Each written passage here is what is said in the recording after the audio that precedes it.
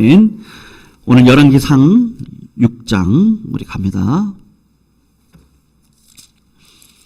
열왕기상 6장 14절에서 38절.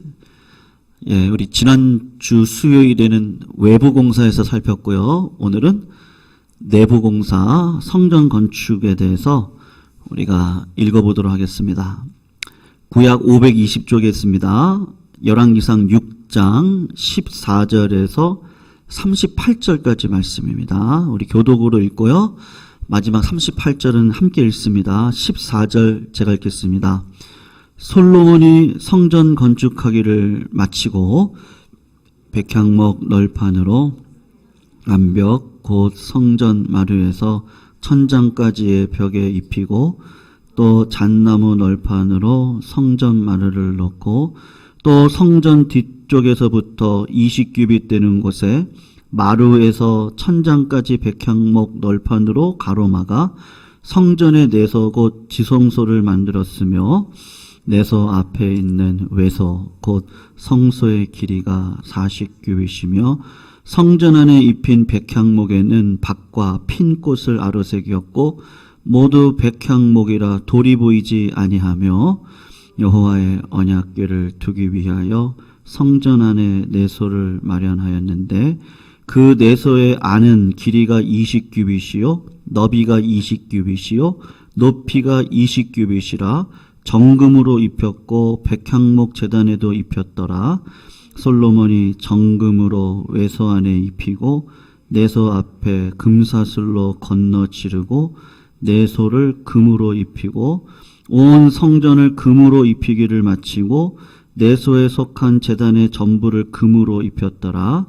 내소 안에 감람나무로 두 그룹을 만들었는데 그 높이가 각각 10규빗이라 한 그룹의 이쪽 날개도 5규빗이요 저쪽 날개도 5규빗이니 이쪽 날개 끝으로부터 저쪽 날개 끝까지 10규빗이며 다른 그룹도 10규빗이니 그 두 그룹은 같은 크기와 같은 모양이며 이 그룹의 높이가 10규빗이요 저 그룹도 같았더라. 솔로몬이 내서 가운데에 그룹을 두었으니 그룹들의 날개가 퍼져 있는데 이쪽 그룹의 날개는 이쪽 벽에 닿았고 저쪽 그룹의 날개는 저쪽 벽에 닿았으며 두 날개는 성전의 중앙에서 서로 그가 금으로 그룹을 입혔더라.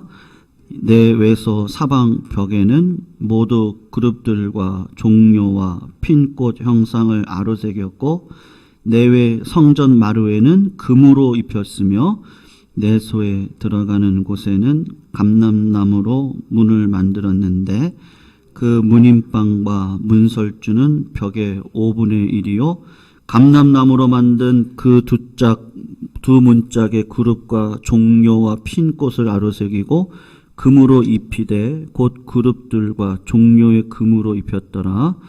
또 외소의 문을 위하여 감람나무로 문설주를 만들었으니 곧 벽의 4분의 1이며 그 두 문짝은 잣나무라 이쪽 문짝도 두 짝으로 접게 되었고 저쪽 문짝도 두 짝으로 접게 되었으며 그 문짝의 그룹들과 종려와 핀 꽃을 아로새기고 금으로 입히되 그 새긴 데에 맞게 하였고 또 다듬은 돌 3켜와 백향목 두꺼운 판자 1켜로 둘러 안뜰을 만들었더라.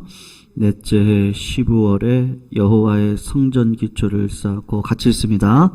11째 해 불월 곧 8째 달에 그 설계와 식양대로 성전 건축이 다 끝났으니 솔로몬이 7년 동안 성전을 건축하였더라. 아멘.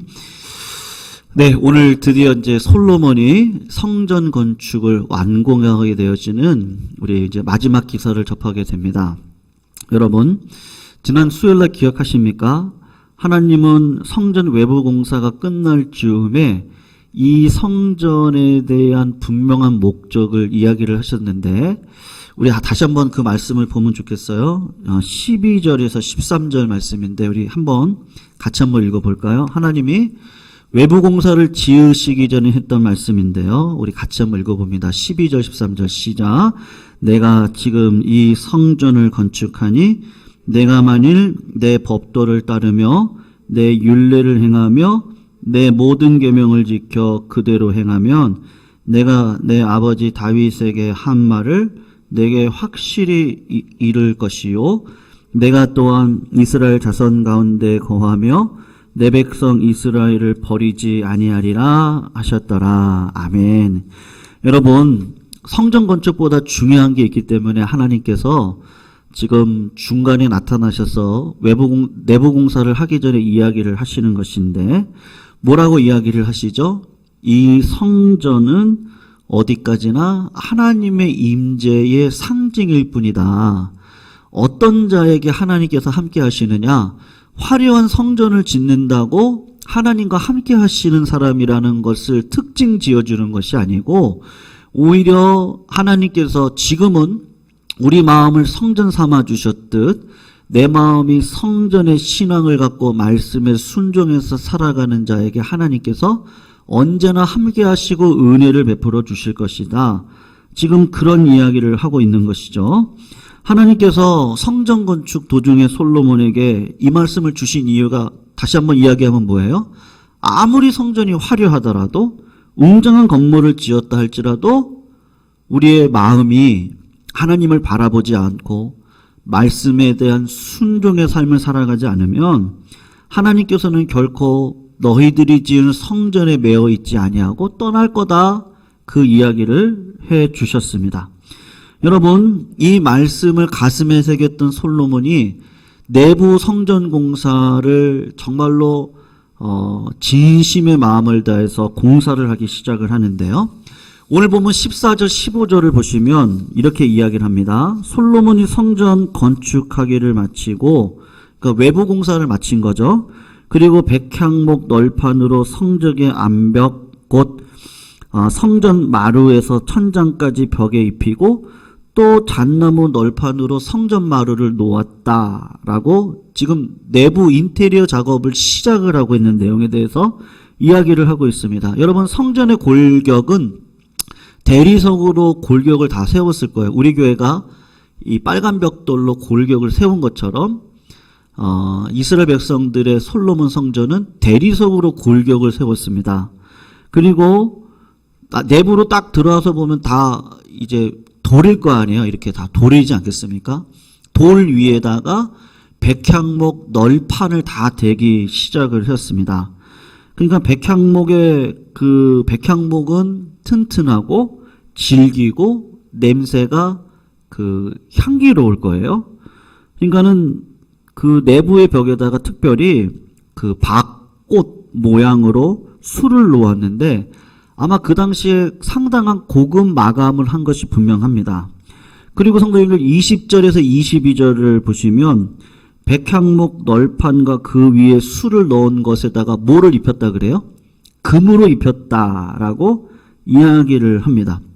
성전 내부는 모세가 지었던 성막과 똑같이 오늘 본문을 보면 내소, 외소 이렇게 해가지고 내소는 지성소를 얘기하고 외소는 성소를 이야기를 하거든요. 똑같이 구분을 해서 지었는데 특별히 내소, 지성소에는 정사각형의 크기의 모양으로 되어져 있는 지성소 안에다가 그룹 이래가지고 감람나무로요 천사를 만든 거예요. 천사를 만들어가지고 한쪽 날개는 오른쪽 그 지성소 벽에 닿고 한쪽 날개는 또 왼쪽 벽에다 닿을 정도로 크게 그룹을 만들어서 그 사이에다가 뭐를 놓냐면 백향목으로 만든 단을 하나 만들고 그 위에다가 그 하나님의 궤를 그 위에다가 올려 놓는 겁니다. 여러분 31절을 보시면 지성소에 들어가는 문설주가 벽에 5분의 1밖에 되지 않았다. 그리고 33절을 보시면 성소로 들어가는 문은 벽에 4분의 1로 만들었다. 그리고 어느 문이 되어졌던지 간에 그 문에도 종려와 핀꽃을 아름답게 새겨 놓았다. 그리고 제사장이 제사를 접전하는 놋제단이 있는 안뜰에는요, 그러니까 바깥뜰이죠.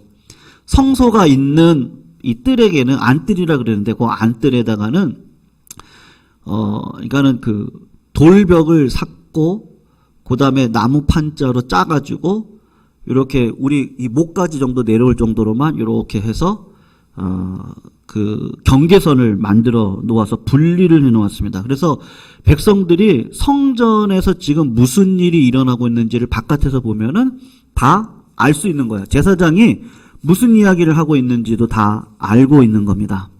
여러분, 오늘 솔로몬 성전은 그 모세가 만들었던 성막의 딱 2배예요.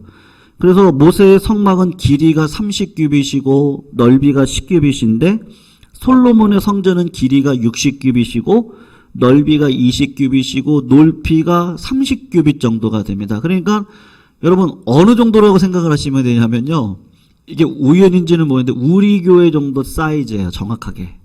한 70평 정도 이 내부 사이즈를 얘기하는 겁니다. 한 70평 정도의 사이즈가 솔로몬 성전의 사이즈다라고 보시면 됩니다. 여러분 지성소는 정사각형으로 되어 있다고 제가 지난주 말씀드렸어요. 그리고 성소는 지성소를 합쳐가지고 직사각형으로 되어 있다고 말씀드렸습니다. 왜 지성소가 정사각형일까? 정사각형은 가로 세로가 똑같은 길이잖아요. 그러니까는 완전성을 이야기를 합니다. 절대적인 완전, 그러니까 완전한 하나님의 임재. 지성소 안에 들어가면 완전한 죄의 사죄, 뭐 이런 모든 것들을 상징해서 만들어 놓은 건데, 여러분 오늘 본문을 보시면 다 최고의 품질을 가지고 있는 원목을 사용해서 내부를 백향목 그리고 감람나무로 다 그 바닥을 만들고 벽을 다 마감 처리를 했습니다. 성도님들, 지성소에 필요한 나무들 고품질의 나무로 사용을 하고 뿐만 아니라 지성소의 벽, 단, 그룹, 마루, 문짝 전부 다 금을 사용해서 금으로 정금으로 입혔다는 것을 우리가 꼭 기억을 하시면 좋겠습니다. 무슨 말이죠? 여러분 제가 한번 질문을 드릴게요. 어떻게 생각하실까? 예전에 저희들이 제가 청년 시절까지만 해도 이제 교회 제가 의도하진 않았는데요. 청년 시절 그 교회를 지을 때, 그러니까는 그때도 교회를 지었던 경험이 있고요. 청년 시절에요. 그리고 교역자 시절에도 교회를 지었다고 하긴 좀 그렇지만 어쨌든 교회가 부흥되어져서 아주 그 건물이 있는 한 6층짜리 교회를 사서 그 교회를 리모델링 해가지고 들어갔던 적이 있었습니다. 이제 그때 이제 어떤 일이 있었느냐 하면 제가 그때 부교역자 초년병 시절이죠. 교회가 부흥을 많이 해서 정말 하나님께서 부흥을 많이 주셨어요. 그래가지고 통합 측에 있는 싸웠던 교회를 화해를 시키고 그리고 두 교회, 그러니까는 한 교회는 같은 교회인데 한쪽 교회는 본당에서 예배를 드리고요. 또 한 교회는 지하에서 예배를 드리는. 그러니까 교회 건물이 컸어요. 그러면서 소위 참 부끄러운 얘기인데 세상 사람들 깡패를 불러다가 막 이렇게 못 오게 막기도 하고 이게 뭐죠? 똥 같은 걸 갖다가 막 붓기도 하고요. 막 그런 교회를 화해를 중재를 시켜서 다 내보내고 그리고 저희 교회가 이제 부흥하는 교회가 이제 그 교회로 들어가서 교회 리모델링을 하는데요. 이제 교회 안을 다 새롭게 해야 되잖아요. 그래서 어떤 성도님들은 좋은 걸로 해야 된다. 교회를 좋은 걸로만 해야 된다. 비싸고 최고로 해야 된다. 어떤 성도님들은 그렇게까지 할 필요가 있느냐. 교회의 상징적인 역할이 있는 것뿐이지 교회를 밝고 교회에 딱 들어오면 마음이 평안하고 한 그런 정도만 하면 어떻겠느냐. 이런저런 이야기를 했습니다. 여러분 양쪽의 얘기가 어떻게 생각하세요? 우리 성도님들은 어느 쪽이세요? 전자세요? 후자세요? 속으로만 생각하세요. 전자입니까? 후자입니까? 최고 거를 들어야 됩니까? 아니면 그냥 교회가 들어왔을 때 평안할 정도로 하면 좋겠습니까? 라고 했을 때 그때 저희 교회에서 선택을 했던 방법은 교회에다가 너무나 많은 돈을 들이지 말자. 그 지역이 인천이었거든요. 그러니까 오히려 지역사회에 오히려 그런 돈이 있으면 지역사회를 위해서 쓰는 방식으로 하고, 그래서 교회 벽을 다 허물었어요. 교회 벽을 다 허물고 누구든지 들어와서 교회를 이용할 수 있도록 그렇게 다 하고, 내부도 돈을 많이 들이지 않지만 우리 교회처럼 이렇게 밝게 좀 편안하게 교회 들어오면 정감 있게 이제 그렇게 이제 좀 바꿨어요. 여러분, 그렇다고 교회에 최고의 것을 드려야 됩니다. 이 말이 틀린 말인가요? 하면 또 그렇진 않거든요. 여러분, 물질에 대한 이야기를 이제 많은 분들이 이제 목사가 이제 저희 뭐 동기 목사님도 그러시고 선배 목사님들이 교회에서 헌금 설교 하지 말아라. 우리 성도님들 시험 든다. 이제 그런 이야기를 저 대학원 다닐 때 그런 얘기를 많이 하셨어요. 그러니까 그때만 하더라도 이 물질에 대해서 뭐 설교를 만약에 하게 되면 성도님들이 뭐 시험이 드셔서 뭐 떠나기도 하시고 뭐 그러셨다. 이제 뭐 그랬어요. 그래서 이제 설교를 많이 안 했어요. 안 하다 보니까 이제 어떤 일이 벌어지냐면 그 물질에 대한 관점이 상당히 중요하거든요. 여러분, 그 내가 사랑하는 사람에게 내 사랑을 표현할 수 있는 방식이 뭐예요? 라고 이야기를 하면 뭐라고 대답을 하시겠습니까? 결국은 물질이 가게 되어져 있거든요. 그러니까 제가 지금 헌금에 대한 이야기를 뭐 하세요 이야기하려고 하는 게 아니에요. 그냥 1차원적으로 성도님들 헌금 많이 하시면 복 받습니다. 제가 그런 얘기 절대 하고 싶은 얘기가 아니고 마음에 대한 이야기거든요. 그러니까 솔로몬은 아버지가 준비를 해주신 그 물질을 최대한 다 써서 최고급으로 성전을 지었어요. 그것도 맞는 얘기예요. 그런데 인천이라고 하는 지역에서 성전을 무슨 아방국처럼 지어가지고 만들어 놓는 것보다는 그 주변에 있는 여전히 힘들고 어렵게 살아가시는 분들을 위해서 그것보다 그 물질이 그런 분들에게 흘러감으로 그분들이 예수 믿게 되어지는 게 훨씬 더 낫지 않겠나. 그것도 맞는 거예요. 여러분, 아주 좋은 성전도 필요합니다. 큰 교회도 필요하죠. 교회가 크면 우리 지난 주일에 우리 원로 목사님 말씀하신 것처럼 왕성교회에서 파송한 선교사님이 코로나에 걸려서 죽을 위기에 처했습니다. 그럴 때 큰 교회는요 거의 2억을 들여서 비행기 하나를 전세 내서, 의료 비행기예요. 그걸 전세를 내가지고 그 선교사님을 모시고 왔어요. 교회가 크니까 그런 물질의 역할을 하는 거예요. 그러면 뭐 작은 교회로서 역할이 없습니까? 있어요.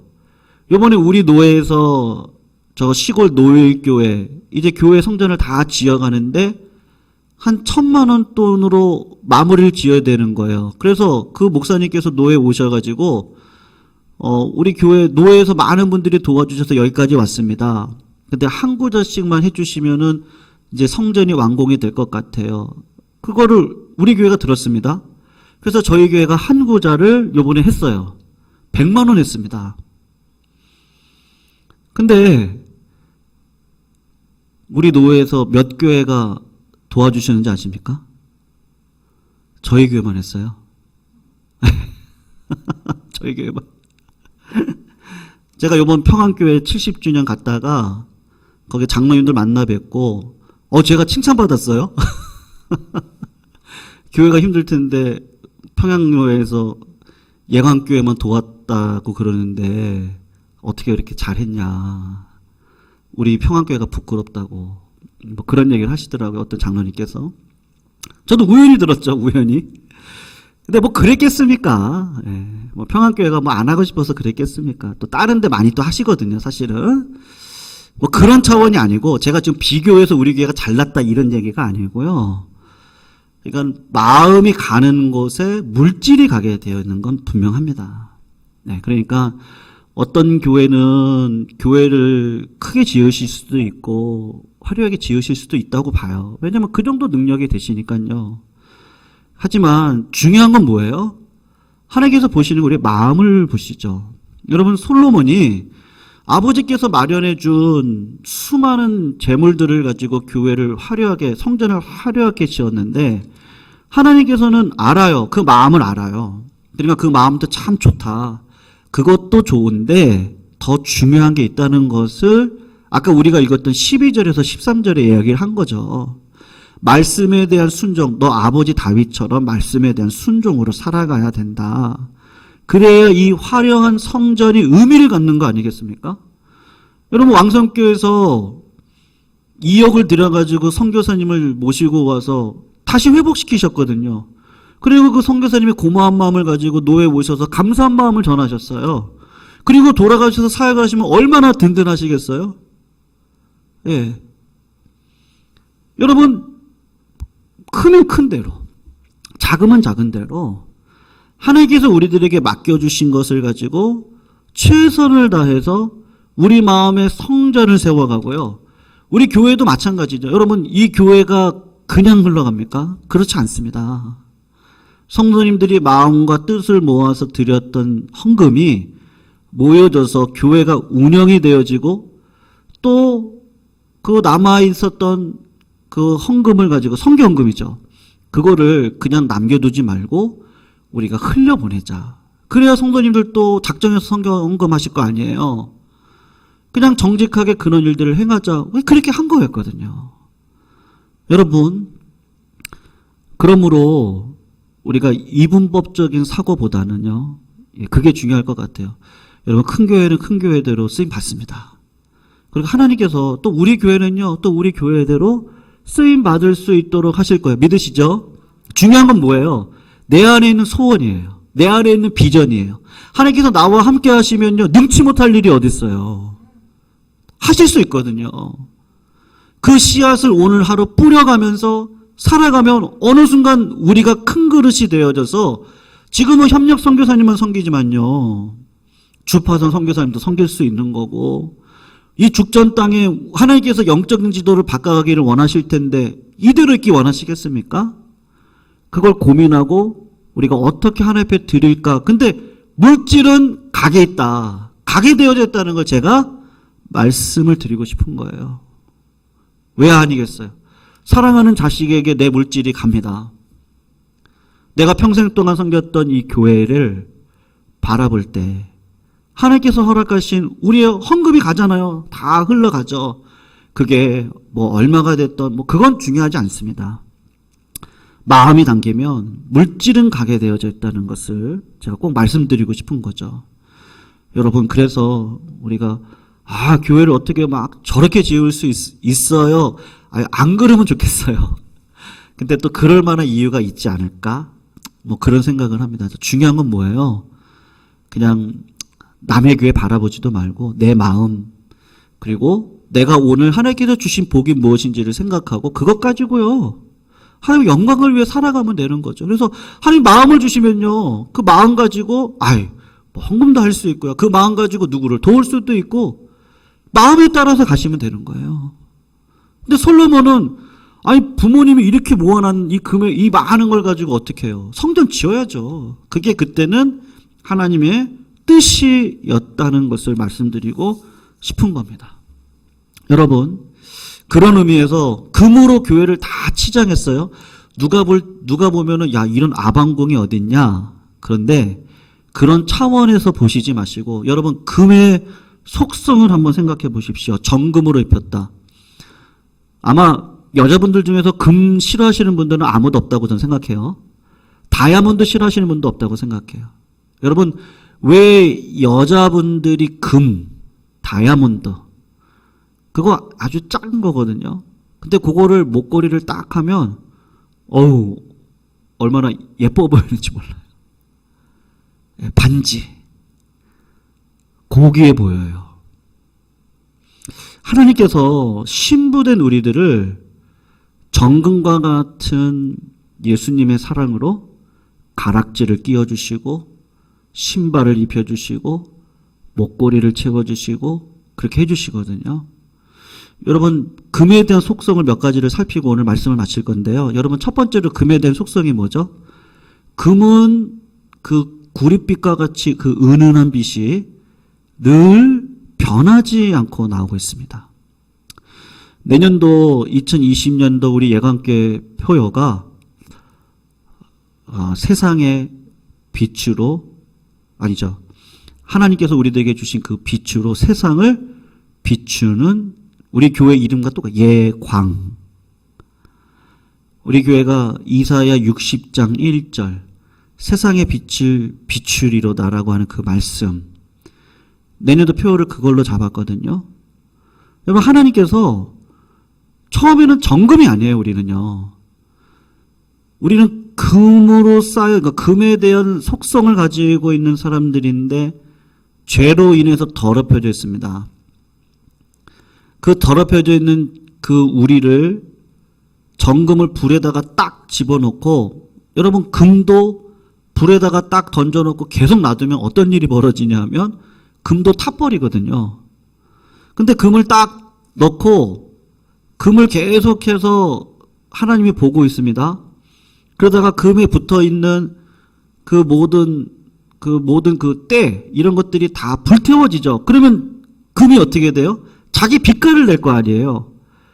그럴 때 금을 재련하는 사람이 어떨 때 그 금을 빼내는지 아세요? 놋, 이걸 언제 빼내는지 아십니까? 내 얼굴이 그 금에 딱 비춰질 때, 그때나 모든 불순물들이 다 불에 탈 때거든요. 그럴 때 하나님께서 그 금을 딱 끄집어냅니다. 그 말씀이 요나서에 나오거든요. 요나서에 딱 그 말씀이 있어요. 그 히브리어가 있어요. 관영어가.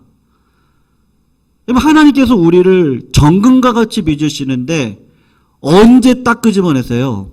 하나님의 얼굴이 딱 비쳐 있을 그때 모든 죄의 불순물들은 사라지고 하나님의 영광을 위해 준비가 되어지는 딱 그 순간, 그때가 언제예요? 빛을 비출 때거든요. 정금의 속성이 무엇이냐 하면, 왜 성전에다가 정금으로 다 발랐느냐 하면, 우리가 하나님의 말씀을 세상 속의 빛으로 드러낼 수 있는 성전이 되어져야 된다. 그것에 대해서 말씀을 하고 계시는 거예요. 그래서 요한복음 1장을 보면 예수님께서 참빛, 곧 세상에 각 사람에게 비추는 빛이 있었는데, 그 빛이 누구나 그러면 예수님이라 그럽니다. 그 예수님이 이 땅에 오셔서 우리들을 향해서 하셨던 말씀이 뭐냐면, 너희는 세상의 빛이다. 산 위에 있는 동네가 숨기지 못할 것이다 라고 이야기를 합니다. 나는 빛이 아닌데 주님이 자꾸 우리를 빛으로 끌고 가시는데 어떻게 가세요? 고난과 연단 속에서 내 안에 있는 죄악들을 다 벗어버리게 하시고, 우리 마음 가운데 어떤 마음을 주십니까? 하나님이 아니면 난 살아갈 수 없구나. 그런 존재구나. 하나님이 내 삶을 책임져 주시지 않으면 살아갈 수 없는 존재구나. 여러분, 오늘 저기 아내랑 같이 이제 집에서 이제 나오게 됐는데요. 작년에 그 8단지에서 불이 한번 일어났었잖아요. 불났던 적이 있었잖아요. 그때 그 주방에서 그 불을 약불로 곰탕을 곰국 끓이신다고. 근데 오늘 저희가 그럴 뻔했어요. 어떤 일이 있었냐면요. 아내는 이제 씻으러 가면서 그 오가피랑 이제 뭐랑 해서